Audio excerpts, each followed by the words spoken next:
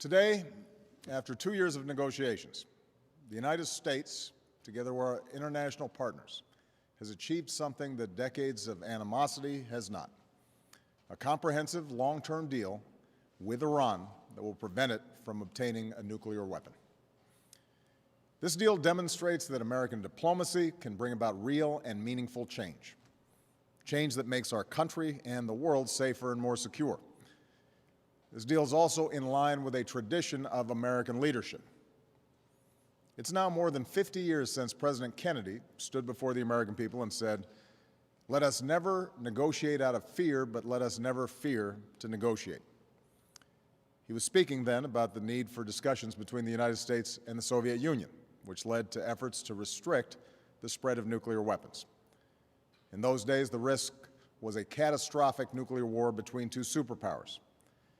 In our time, the risk is that nuclear weapons will spread to more and more countries, particularly in the Middle East, the most volatile region in our world.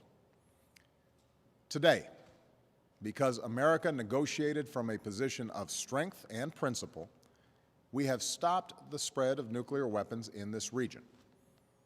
Because of this deal, the international community will be able to verify that the Islamic Republic of Iran will not develop a nuclear weapon.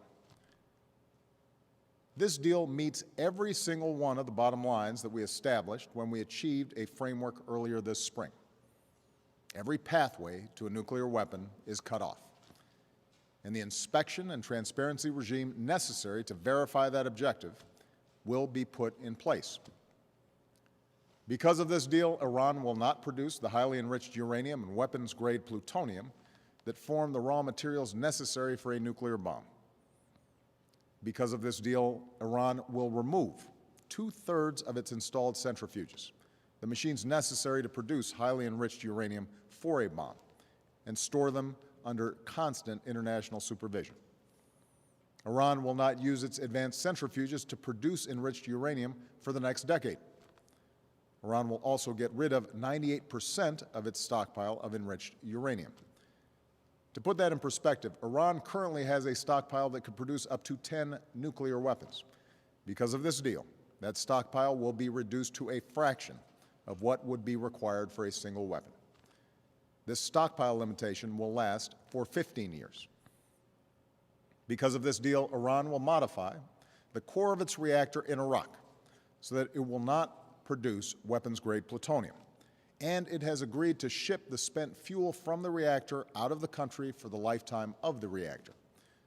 For at least the next 15 years, Iran will not build any new heavy water reactors. Because of this deal, we will, for the first time, be in a position to verify all of these commitments. That means this deal is not built on trust. It is built on verification. Inspectors will have 24/7 access to Iran's key nuclear facilities. Iran will have access to Iran's entire nuclear supply chain, its uranium mines and mills, its conversion facility, and its centrifuge manufacturing and storage facilities. This ensures that Iran will not be able to divert materials from known facilities to covert ones. Some of these transparency measures will be in place for 25 years. Because of this deal, inspectors will also be able to access any suspicious location. Put simply, the organization responsible for the inspections, the IAEA, will have access where necessary, when necessary. That arrangement is permanent. And the IAEA has also reached an agreement with Iran to get access that it needs to complete its investigation into the possible military dimensions of Iran's past nuclear research. Finally, Iran is permanently prohibited from pursuing a nuclear weapon under the Nuclear Non-Proliferation Treaty, which provided the basis for the international community's efforts to apply pressure on Iran. As Iran takes steps to implement this deal, it will receive relief from the sanctions that we put in place because of Iran's nuclear program, both America's own sanctions and sanctions imposed by the United Nations Security Council. This relief will be phased in. Iran must complete key nuclear steps before it begins to receive new sanctions relief. And over the course of the next decade, Iran must abide by the deal before additional sanctions are lifted, including 5 years for restrictions related to arms and 8 years for restrictions related to ballistic missiles. All of this will be memorialized and endorsed in a new United Nations Security Council resolution. And if Iran violates the deal, all these sanctions will snap back into place.